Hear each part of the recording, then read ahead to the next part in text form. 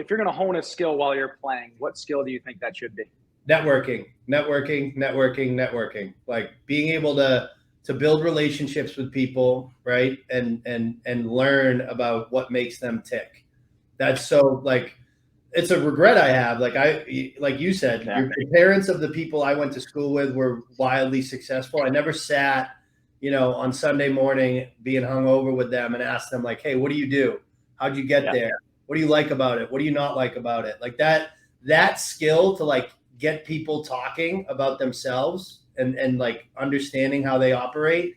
That's like the number one skill. I tell every kid we talk to that is like still playing, still in college, like just start networking, start talking to people, start getting to know what makes them tick. That's the number one. So ask questions, number one, right? Yep. I agree. I try to teach my kids that right now. It's like, dude, you got to ask questions. You got to ask. I always ask them, hey, what do the parents do? I don't know, Dad. I'm like, well, friggin' ask them because you want to know. And it's a great way to and like you said, in life, people want to talk about themselves. So if you get them talking, they will, and you'll learn a ton.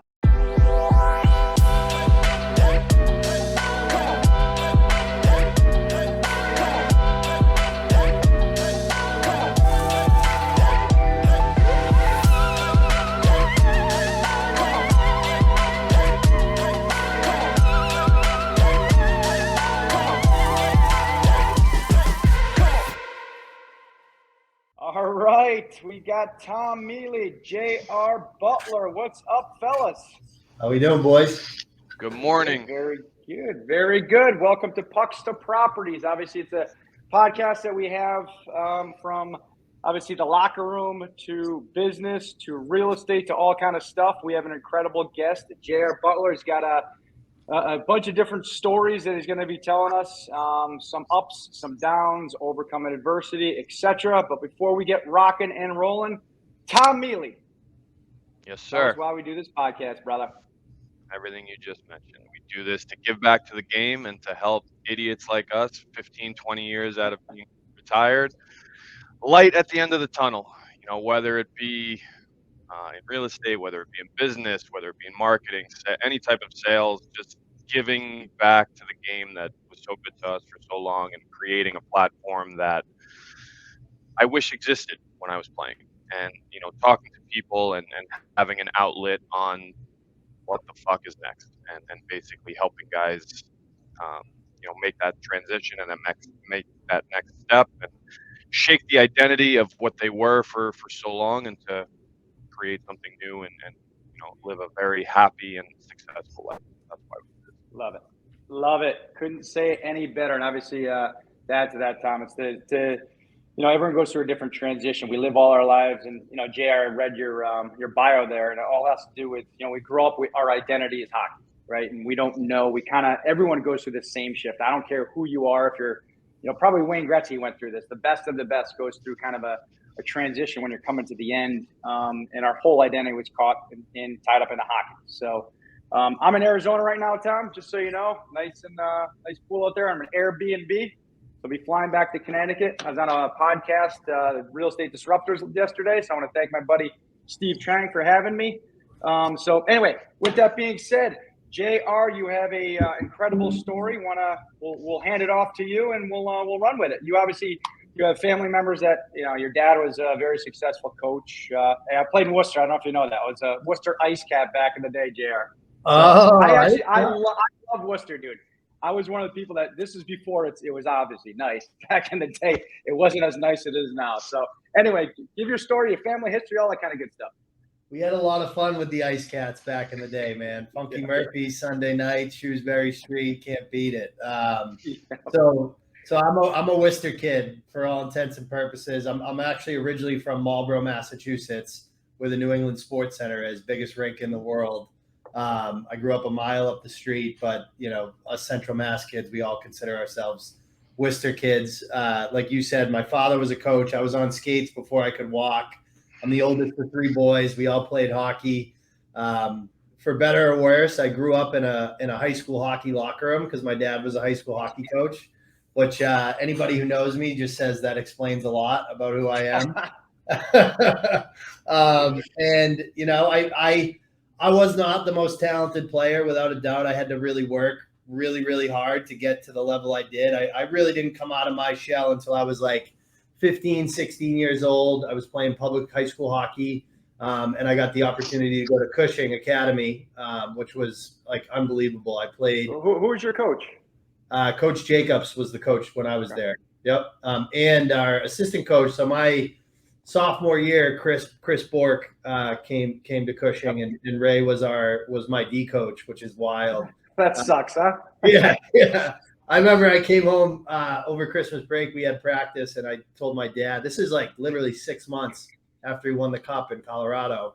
Yeah. And I was like, yeah, Coach Bork was in half his equipment today. He was my D partner for 3-on-2. My dad was like, dude, you did 3-on-2s with Ray Bork, JR. He's like, that's like taking jump shots with fucking Michael Jordan, right? And I didn't appreciate it at the time. Obviously, I look back very fondly at it. I played with some unbelievable guys there: Keith Yandel, Chris, Billy Ryan, Boomer Ewing, hockey-wise, and then some of my best friends in the world at Cushing. I really grew up there. I got a chance to go play at Holy Cross. I committed before my senior year. I had a really good Bay State. They have these games in Massachusetts called the Bay State games. Yep. And it was probably the only tournament I ever played where I was plus, and I had like a lot of assists. It probably had a lot to do with the fact that my brother Bobby was on my team, so it was like high off the glass, and then he scored. So I always tell people I got to college on second assists. And then at Holy Cross, we had a great my sophomore year. I was on the team that beat Minnesota in the regional out in North Dakota at Engelstad Arena. Unbelievable experience.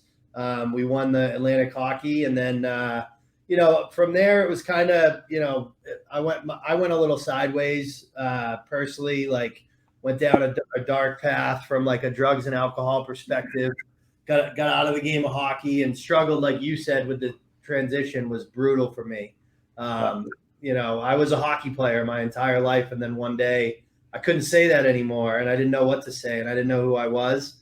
So I struggled through for a few years until I tripped and fell into sales, and the rest is history. I've had a great run as a salesperson, and then as a sales leader, and now I run a company that helps other athletes land a little bit softer into this industry, into this career. Yep. And that's what I do full time. It's the most rewarding thing in the world. It's unbelievable. So let's take a step back, because there's a lot to unpack there, which is really cool. And so obviously, so what happened after your sophomore year, right? What made you kind of go? What did you always have some challenges, freshman and sophomore year, and then all of a sudden junior year, you kind of like what happened there? Yeah, I mean, I was growing up in the household that I did, right? My father is obsessed with hockey, still is to this day, still coaches the Junior Bruins NCDC team. Oh yeah. Yeah. Like he retired from high school hockey. The first December 1st that my dad was at home and not at the rink, my mom was like, you need to go back to coaching. So he got into the junior ranks and started coaching the Junior Bruins.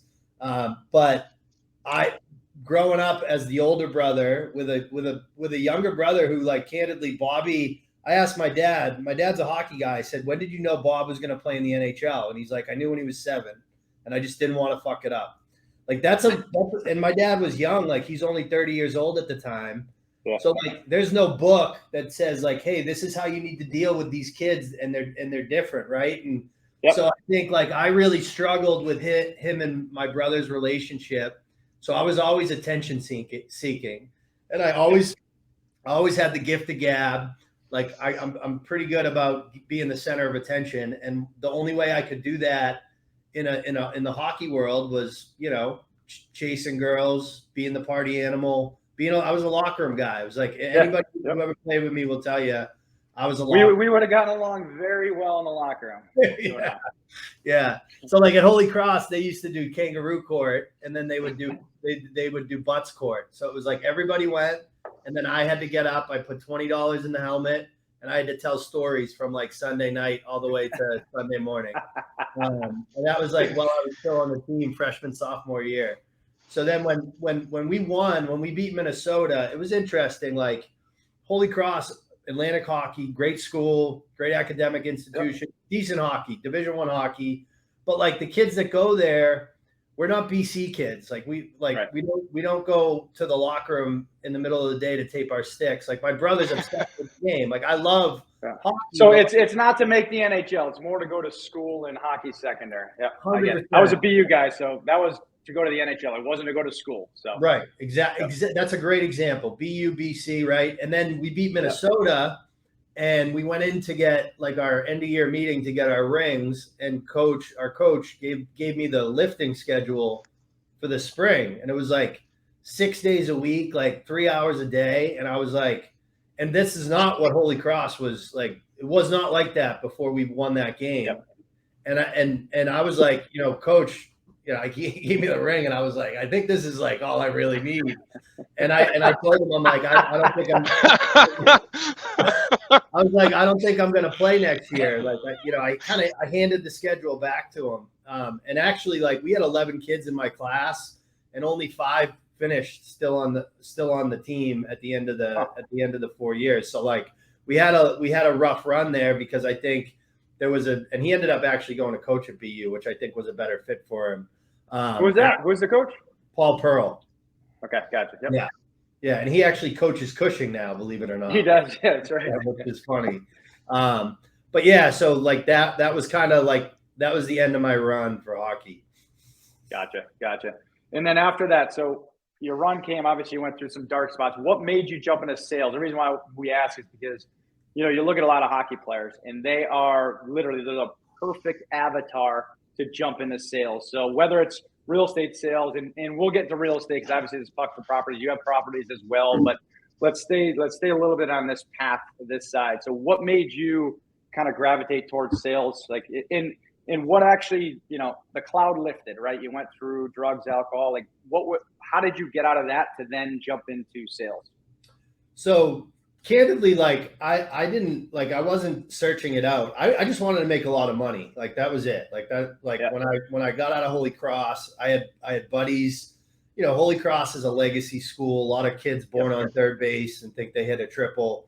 They, everybody had a job already. I'm a first generation college graduate. So I saw all these kids getting jobs on Wall Street, going to law school, going to med school. So that was what I was gonna go to law school, and I met this guy at men's league hockey. He knew who I was growing up, and he's like, I told him, I'm like, I'm gonna take the LSAT, I'm gonna go to law school, and he was like, dude, he's like, you're gonna pay $200,000 to go to school, then you're gonna work for 80 hours a week until you're like 35, and then you're gonna start making money when you get to like partner. That sounds so fun. Yeah, and he also made the point to me. He's like, you understand that a lawyer is an hourly employee. Like you get paid per hour that you work. Even if you're making $1,000 an hour, your earning potential is directly proportional to the amount of time that you put in. And this is 2008, right? So the economy's in the shitter, but the iPhone just came out, and the iPhone is changing the way that people live. It's changing the way that businesses operate. And he explained to me, he's like, this technology is going to really start to shift, and companies are going to start to invest a ton of money in technology. And he goes, you don't need to be a programmer. You don't need to be a developer to take advantage of what's about to happen. He goes, all these software companies are going to need guys like you that are aggressive, that have the gift of gab, that are resilient, that are highly intellectual in terms of like your curiosity. And you can be a salesperson. And he goes, I guarantee within 3 years, you'll make $300,000 a year minimum. And I was like, who is this dude? Because this guy is a hell of a sales guy, because he painted the perfect picture of why not to be, go down one path and go down the other. That is a freaking sales dude right there. Totally. He's a hockey guy. Like, what do you expect, right? Like, this guy, his name's Jamie Shepard. He's a beauty. He wears, so he wasn't an elite hockey player. Let's put it that way. He wears number 98. And I always asked him, I was like, why do you wear number 98? He's like, almost Gretzky, baby. Almost Gretzky.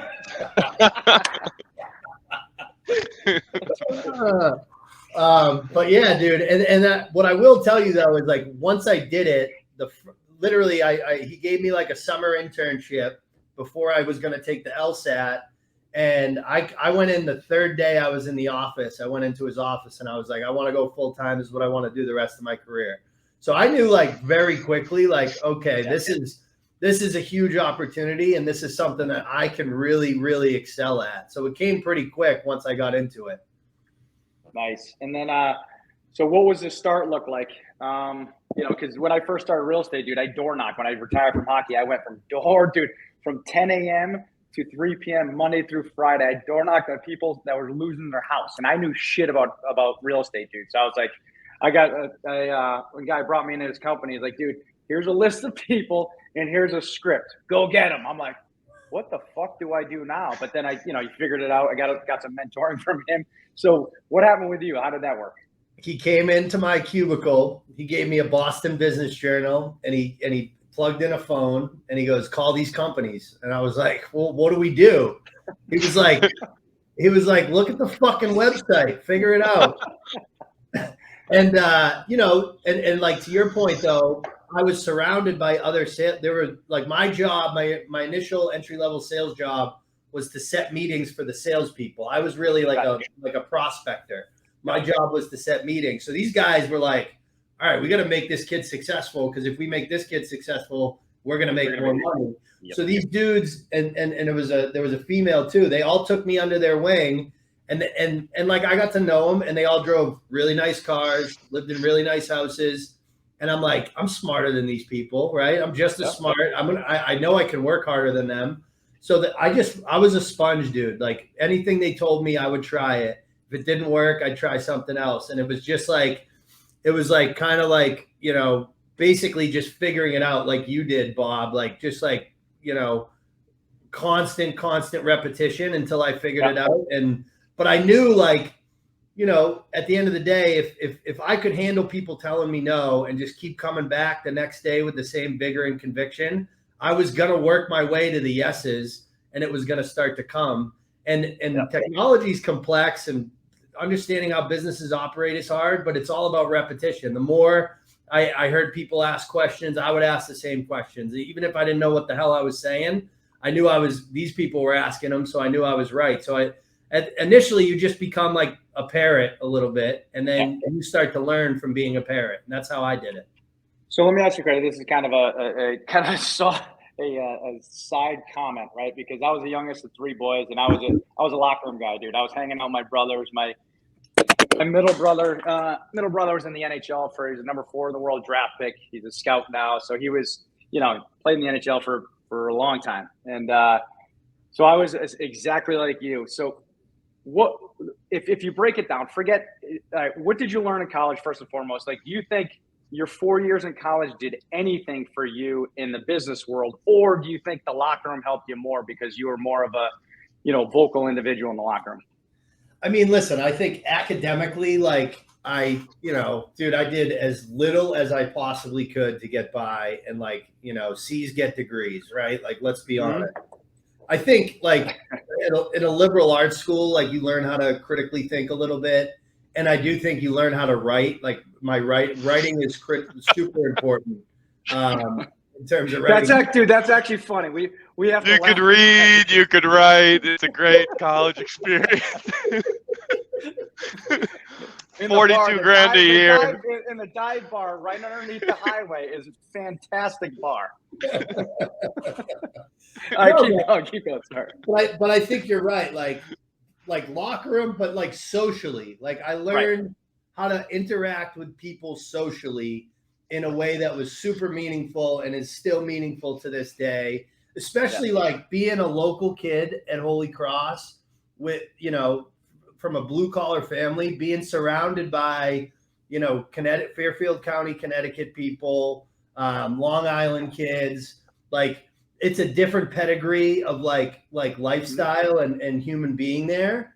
And I learned how those people operate and think. I learned a little bit at Cushing too, obviously, but really at Holy Cross, I really started to see like how these people operate, how they think, and how to network with them and get to know them. And I think that was way more meaningful than anything I spent money on academically, for sure. I mean, I was a sociology major with a minor in art history and sign language. So was I, but I dropped out. I was 2 classes getting my degree. But you know what's funny? So I have 3 kids. My oldest is 18. He goes to NMH right now. My daughter, and they all play hockey. So my daughter plays at Loomis, and my son's going to be a freshman next year. But the reason why we actually have them go to prep school is exactly what you just said. You are interacting with a different type of person, right? Majority of the parents are very successful, so now they're interacting with the successful people.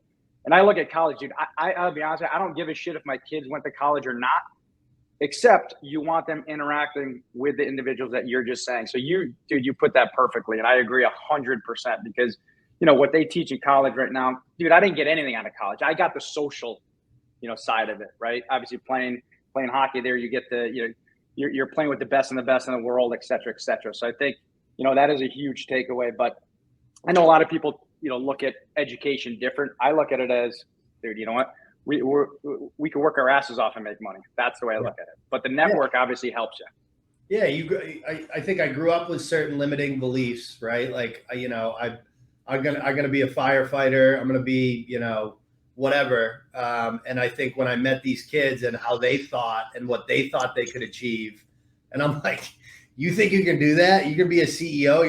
You're a fucking knucklehead. If you think you can be a CEO, then I'll certainly become a CEO, right? Like that was a huge wake up moment for me, without a doubt. But that's goal setting. So the question I'll have, which made me think, what is the most important skill do you think that if you're a hockey player in a locker room, what skill should you hone, no matter what, whether you're going to play pro or not? What is that skill, do you think? In the actual locker room? No, when you're out, so like after. So if you're going to hone a skill while you're playing, what skill do you think that should be? Networking.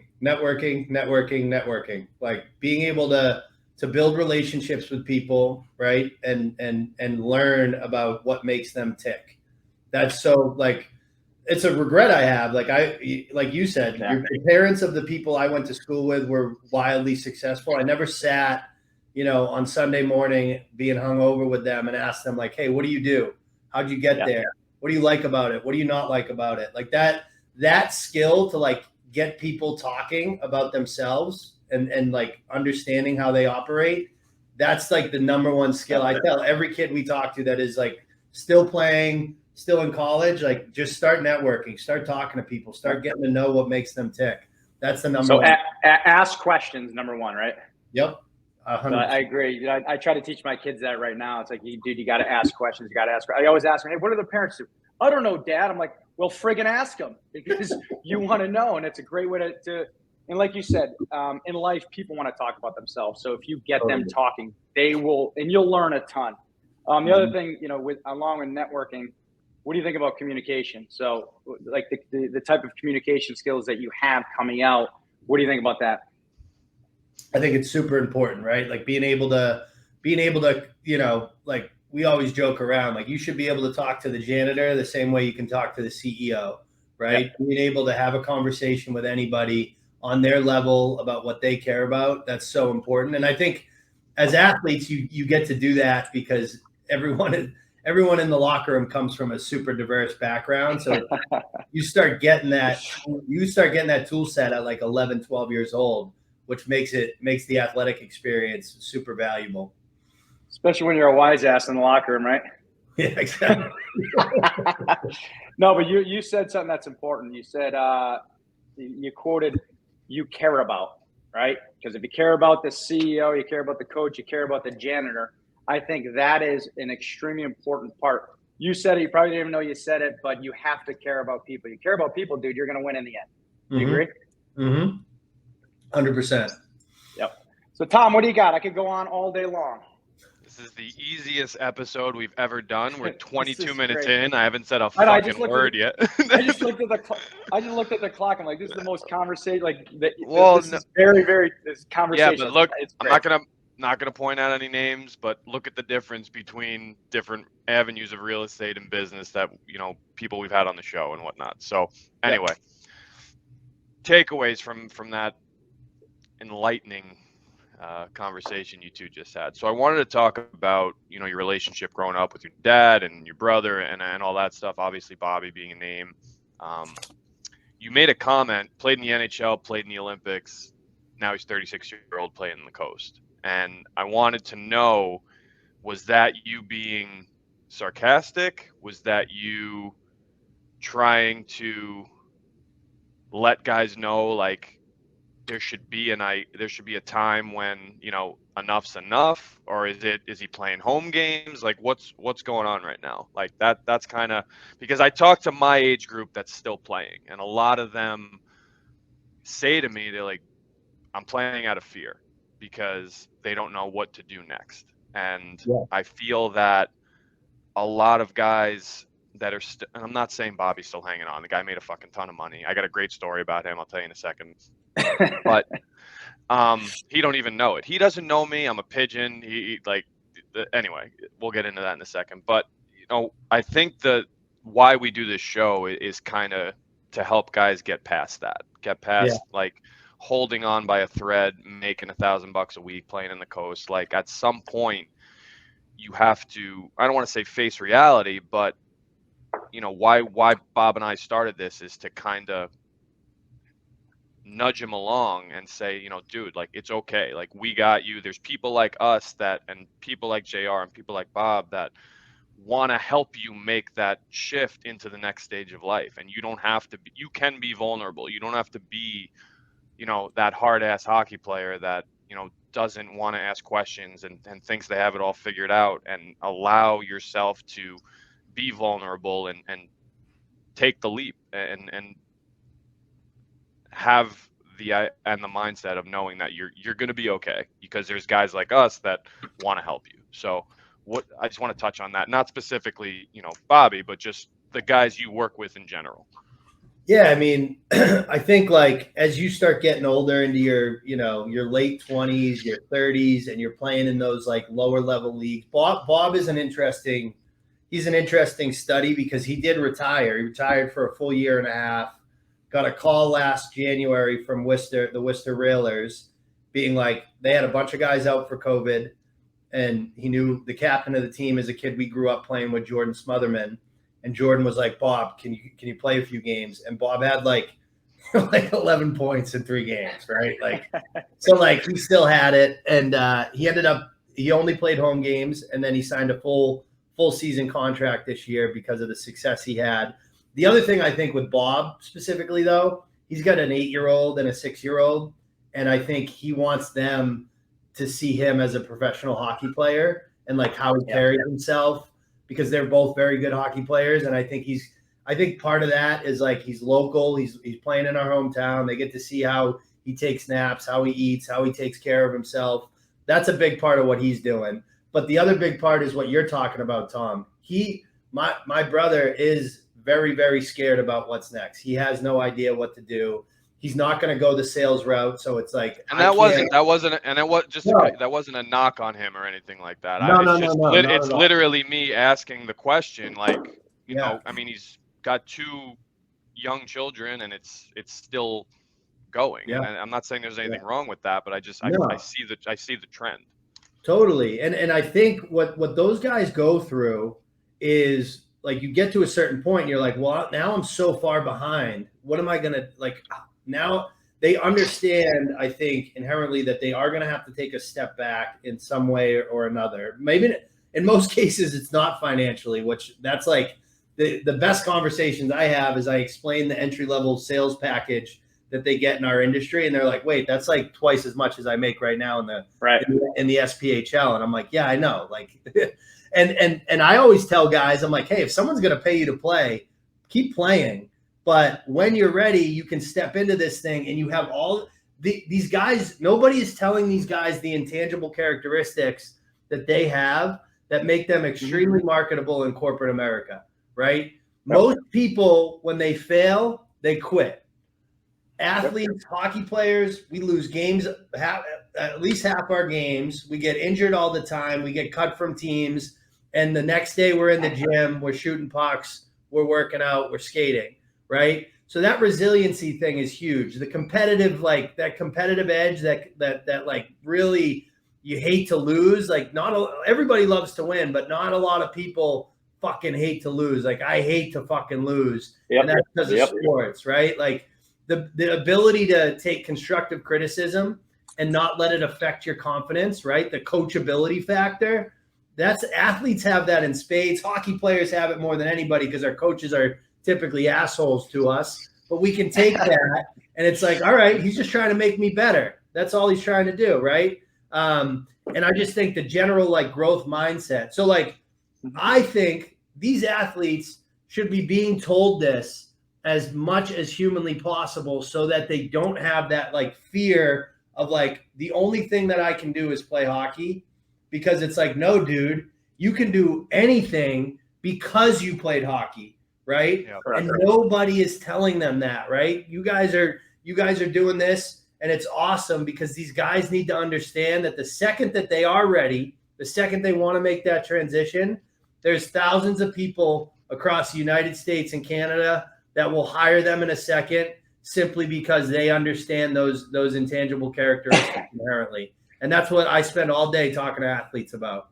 Go ahead. JR, 2 seconds. I want to just add to that because this is important. I love it. We'll get to exactly what ShiftGroup does, but everything you're talking about is phenomenal. Like, so I retired at 30 when I was 30, and I knew nothing about. You made a comment about having background in anything. As a hockey player, you don't need the background. Like, I finished early. I didn't have a degree, so I jumped into real estate, which has 0 barriers of entry. But we need people to believe in ourselves. We need, like you said, you do a phenomenal job, which you can tell with making players believe.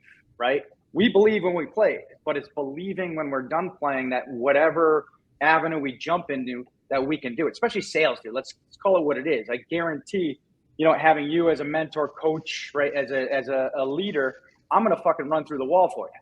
Right? Because you're going to believe in me. It's the same thing as a coach that you absolutely love, the motivating coach that you would run through the freaking wall for.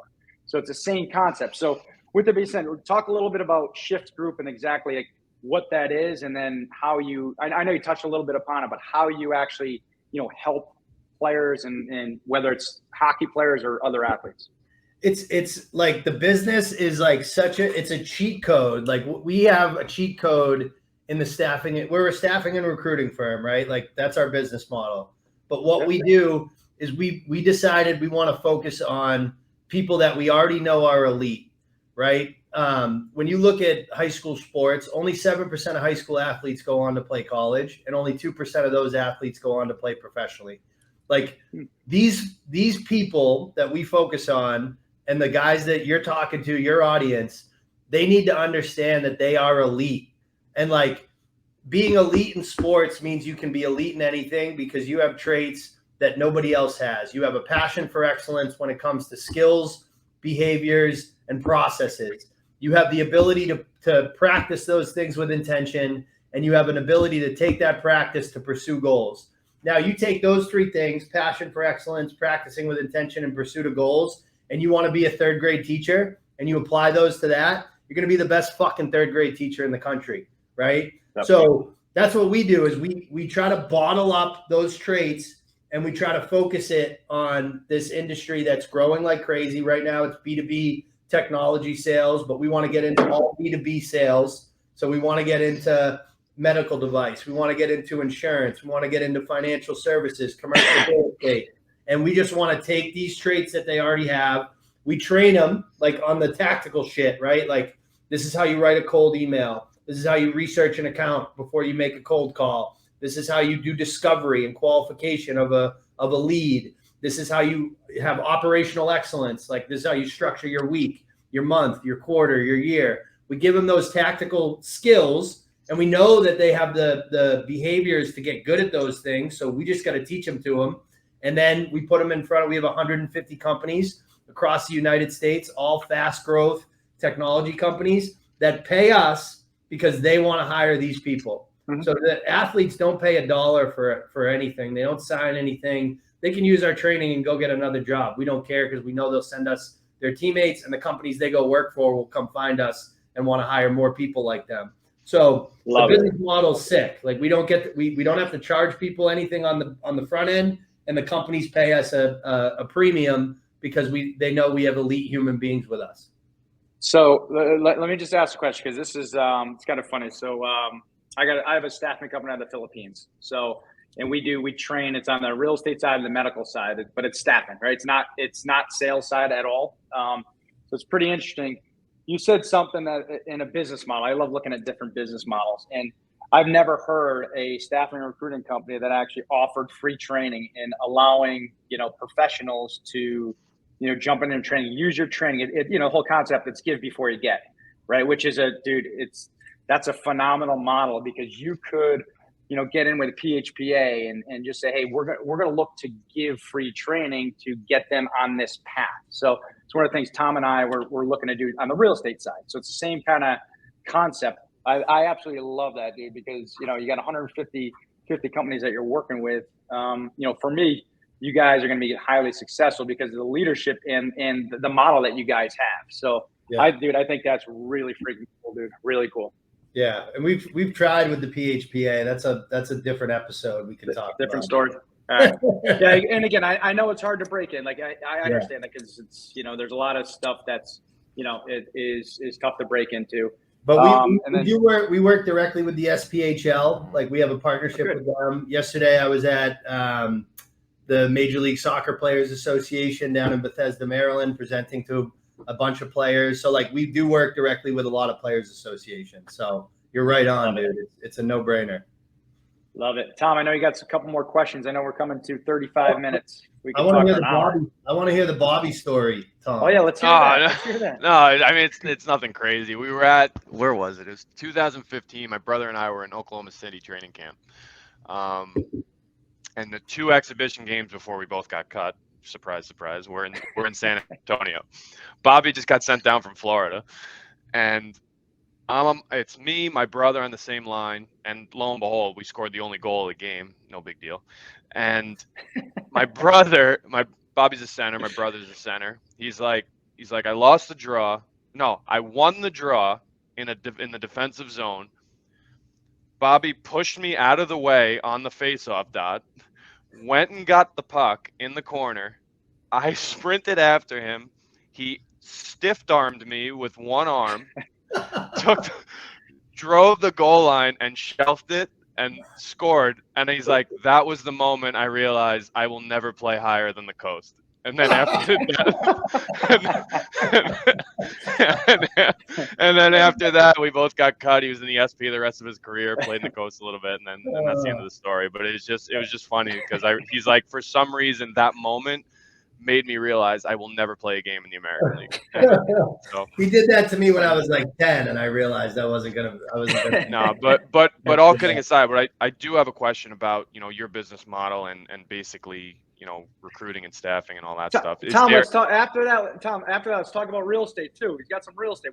Totally forgot about real estate. Well, yeah, I know. I was gonna. Yeah, I mean, this is all right. Can the ShiftGroup and Pertrock and Dorrance and all these and Riva? Is there a platform here? Is there any guys you're working with that wanted that are interested in real estate at the moment? Oh, 100%, absolutely, yeah, no doubt. And I think, like, one of the things we talk about is, like, when you're looking at your career, there's things that are important to you, right? Like autonomy. Especially with this generation, like Gen Z, autonomy is super important. They all want work-life balance, but they all want to make a lot of money. So you got a bunch of kids entering the workforce that want to make $300,000 and work like 25 hours a week. And it's like, okay, well, guess what? You're not going to be a doctor. You're not going to be a lawyer. You're not going to be an investment banker, because those are all 70 to 80 hour a week jobs. And by the way, those are the three like known careers where you can make $300,000 to $500,000 a year. So what is left? Real estate and sales. That's it. That's the only thing. Like, if those 4 things are really important to you, this is the option that you have. And I think the reason I love real estate. So my mother's a real estate agent. My youngest brother's a mortgage broker, and my father's a mortgage broker. Right. So, like, paying rent in our family, like I'm paying rent right now in Miami, and it's like a cardinal sin. Everybody's they're like, you're just fucking burning $6,000 a month, you idiot. But I'm looking in the air, whatever I'm going to buy. But like whenever I had a good financial year, I put some money in the stock market, but I always put money into real estate as another opportunity. Right. We bought the hockey house at UNH when Bob was there. We bought a place down in on the Gulf Coast of Florida. We bought a place in Worcester near Holy Cross. So like the reason I loved technology sales was I made enough money where I could go and pursue these other interests and vice versa, right? So like I think if you're not into real estate and you've got some extra money, you're missing a huge opportunity. It's technology. It's so funny. Like technology companies now, they get these huge valuations, and it's because, hey, this software is going to exist in this company's environment for the next 50 years, and it's going to be recurring revenue forever. Guess where else that exists? Technology is just a different version of real estate, dude. Yeah. That's what people. Software is an asset, right? It's an asset. That software is that asset. Exactly. So yeah, I'm a huge believer in the industry, as you can imagine. Love it. Tom, what else you got, brother? I know we're coming on 40 minutes. I mean, we try and wrap it up around this time, but I could talk to this dude for hours. I know, dude. JR, we could talk forever, but we want to make sure that everyone who watches it stays within our time, because we're all ex-players and we got an attention span of a gnat. So you got to make sure that we keep it on point. So, Tom, we'll wrap it up. Any last questions? Yeah. Why do you think hockey players do so well in the business world? So I talked to an investor the other day, and his kid played college hockey at Colgate, and we were telling him about the business model, and he just kept honing in on hockey players, and he said, you know why I fucking love hiring hockey players, JR? He said, every hockey player is a TFA. And I'm like, what's a TFA? He said, total fucking animal. And he said, like the idea of we're going to steal that, dude. We're going to steal that. I love that. Like, think about this, dude. We grow up, we have more practices than any other sport, and we have to sacrifice for those practices. We have to wake up. And it's cold, dude. And it's cold. 5 o'clock in the morning. I remember driving to like Charlestown Rink on Sunday mornings for the Greater Boston League, and my dad wouldn't let us wear socks. So I had ice between my toes after the game. I'd ruptured my spleen on a Sunday morning in South Boston. My dad reached over the bench because I was down, and he picked up and he's like, you either get back fucking out there or go home with your mother. Right. I ended up in the intensive care unit for fucking 3 weeks. Like, that is a different breed of human being when we do what we do for as long as we do it. And I just think hockey players are different than even all the other athletes that we work with, because the amount of sacrifice you have to make and the type of people you surround yourself with your whole life. So TFAs, man, that's what make hockey players total fucking stealing that, putting that on the wall in the office. Dude, that is going on the wall. TFA, total fucking animals. I love it, dude. That is going on the wall. All right, Tom, any other questions? No, I'm good. It's a great episode. I appreciate everything. JR, I hope we could figure out a way to do something together, whether it be guys you're working with or if you need help up here. I mean, we do business in Worcester, in a lot of areas in Mass, real estate related. If you have any guys, or if we, come across anybody, if we could help each other in any way, that's what this platform's all about. So thank you. Don't sleep on the fastest growing city in New England. Love it. And JR, thanks. I appreciate it. There's some huge takeaways. Obviously the adversity that you overcame was phenomenal, right? Overcoming, addiction to be successful. The work ethic for athletes, and especially hockey players, I think is second to none. And you're a great case study in that side of it. And I'd recommend everyone obviously to go to your company, because you have a phenomenal model. You guys want to get into B2B technology, but also not on top of that is, it seems like you guys have almost like a mentorship, a training mentorship to believe in the guys for after sports. So I think that's great testament to what you've built, dude. Appreciate you being on this podcast, and we will actually reach out to you right after this podcast, see if we can do something together. And our real estate business partner Adam will reach out to you as well to see if there's potentially something we could do. Love it. Thanks a lot, brother. Thank you, guys.